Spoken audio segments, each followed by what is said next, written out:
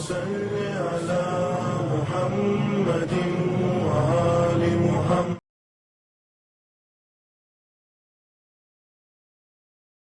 اعوذ باللہ من الشیطان الرجیم. بسم اللہ الرحمن الرحیم. وصلی اللہ علی محمد وآلہ الطیبین الطاہرین المعصومین ولعنۃ اللہ علی اعدائہم اجمعین. اما بعد، قال اللہ تبارک و تعالی فی القرآن المجید. بسم اللہ الرحمن الرحیم. قد افلح المؤمنون الذین هم فی صلاتهم خاشعون والذین هم عن اللغو معرضون والذین هم للزکاة فاعلون والذین هم لفروجهم حافظون. ناظرین کرام، السلام علیکم ورحمۃ اللہ وبرکاتہ. قرآنی طرز زندگی کے عنوان سے گفتگو جاری و ساری تھی اور آج مزید اسی سلسلے کو آگے بڑھائیں گے. گزشتہ کلپ میں آپ حضرات کی خدمت میں یہ بات پیش کی تھی کہ امام زمانہ عجل اللہ فرجہ الشریف کو جب ہم سلام کہتے ہیں تو کہتے ہیں السلام علیکہ یا تالیہ کتاب اللہ.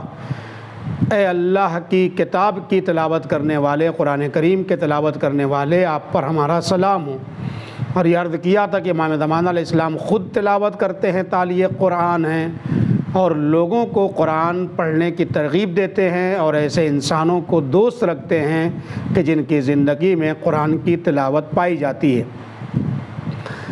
لہذا میں نے عرض کیا تھا اور یہ بھی عرض کرنا چاہوں کہ آیت اللہ مشکینی رحمۃ اللہ علیہ، جو ایران کے ایک زبردست عالم دین تھے جن کی قبر بھی معصومہ سلام اللہ علیہ کے حرم میں موجود ہے، یہ آیت اللہ مشکینی علیہ الرحمہ معمولاً سب سے زیادہ جس سورے کی تلاوت کرتے تھے اور جن آیات کو کثرت سے پڑھتے تھے وہ سورہ مومنون کی انہی آیات کی تلاوت کیا کرتے تھے. سورہ مومنون کی یہ 10 آیت کے اندر اللہ تعالیٰ نے انسانی زندگی اور بالخصوص قرآنی طرز زندگی والے کیسے زندگی گزارتے ہیں، ان کی خصوصیات کیا کیا ہوتی ہے، اس سورے کے اندر بیان کیا ہے کہ قد افلح المؤمنون، یقیناً مومنون کامیاب ہیں، مومنین کامیاب ہیں. کیسے مومنین کامیاب ہیں؟ الذین هم فی صلاتہم خاشعون، کہ جو لوگ اپنی نمازوں میں خضوع و خشوع رکھتے ہیں. اس کا مطلب یہ ہے قرآنی طرز زندگی گزارنے والوں کے لیے ضروری ہے کہ نماز کو اہمیت دے.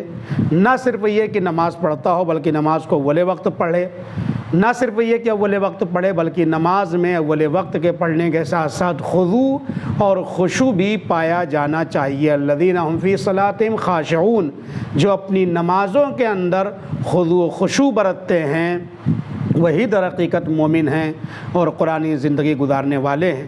والذین هم عن اللغو معرضون، اور وہ بیہودہ اور لغو باتوں سے پرہیز کرتے، اعراض کرتے ہیں، گزر جاتے ہیں. ان کے پاس ٹائم نہیں ہوتا ہے اتنا کہ وہ لغویات میں اپنے کو مشغول رکھیں، دوسروں کے کاموں میں، دوسروں سے کام دارے کہ بیہودہ کاموں میں ہم اپنے آپ کا وقت ضائع نہ کریں.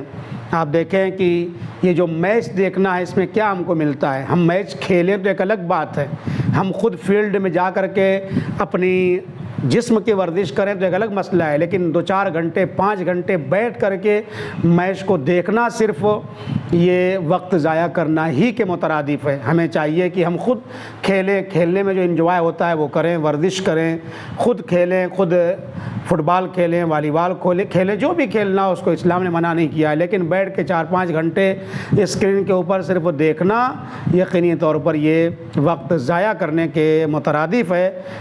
کہیں ایسا نہ ہو ہم سے ان اوقات کے بارے میں بھی سوال کیا جائے. لہذا لغو اور بیہودہ باتیں جہاں کہیں بھی ہو، لغویات جہاں بھی ہو، جیسے حقہ بازی ہے، ہوٹل بازی ہے، آدمی کو چائے پینا ہے، ایک کپ چائے پی لے، حقہ پینا ہے پی لے، منع نہیں ہے، لیکن اب بیٹھ کے 2-4 گھنٹے وہاں پر حقہ بازی کر رہے ہیں اور دن بھر میں 10 آیتیں پڑھنے کی بھی توفیق حاصل نہیں کر پاتے ہیں، تو ظاہر ہے اس کے بارے میں ہمیں حساب و کتاب دینا پڑے گا. لہذا مومن وہ ہیں، قرآن طرز گزارنے والے وہی لوگ ہیں کہ جو نماز میں خضوع و خشوع برتتے ہیں اور لغویات سے اپنے آپ کو بچاتے ہیں، بیہودہ باتوں سے اپنے آپ کو بچاتے ہیں.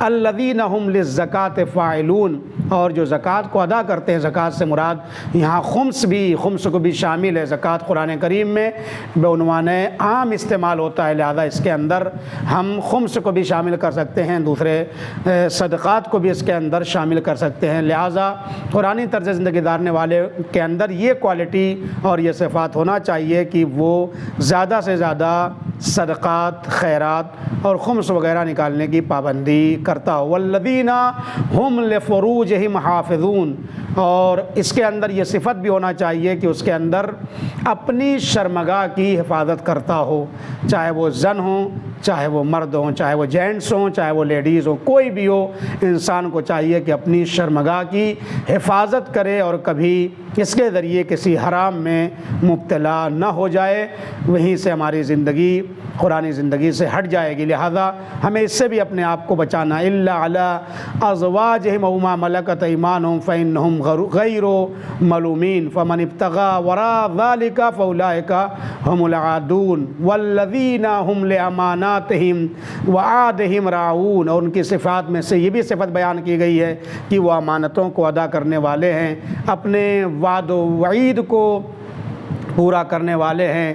والذین هم علی صلاتہم یحافظون، حقیقت میں یہی لوگ ہیں کہ جو نمازوں کو وقت پر ادا کرتے ہیں، مواقیت صلاۃ پر نماز کی حفاظت کرتے ہیں۔ جیسے کہ چھٹے امام علیہ الصلوۃ والسلام نے فرمایا تھا، اگر ہمیں ہمارے شیعوں کو پہچاننا ہے تو دو طریقوں سے پہچانو، ایک تو آپسی مدد، دوسرے کی خیر خبر گیری اور آپس میں دوسروں کی تعاون اور مدد کرنا، اور دوسرے نماز کے اوقات کی حفاظت کرنا، یعنی اول وقت نماز پڑھنے کا وہ پابند ہوتا ہے اور نماز کو ضائع نہیں کرتا، نہ تو لیٹ پڑھ کے اس کو ضائع کرتا ہے اور نہ ہی اس کو نہ پڑھ کے اس کو ضائع کرتا ہے۔ لہذا روایات میں اس کی بہت زیادہ تاکید موجود ہے۔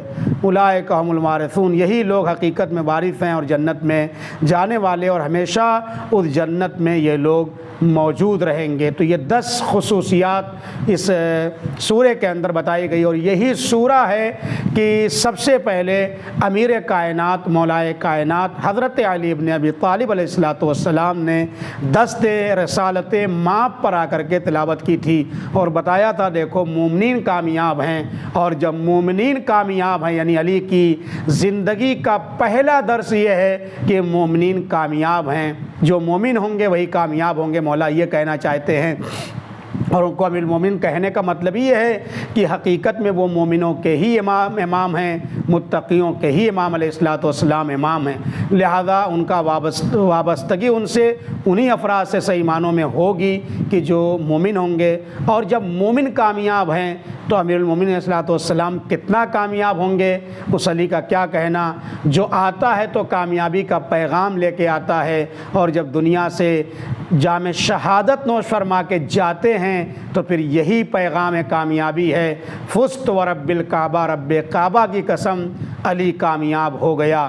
علی آتے ہیں تو تلاوت قرآن کریم کرتے ہیں اور کامیابی کا پیغام لے کے آتے ہیں، اور جب علی جیسا انسان دنیا سے جاتا ہے تو پھر بھی پیغام کامیابی لے کر اور دے کر دنیا کو جاتا ہے۔ ہماری زندگی بھی یقیناً کامیاب ہو جائے گی اگر ہم قرآن کریم کی ان آیات کے مطابق اپنی زندگی کو آگے بڑھائیں۔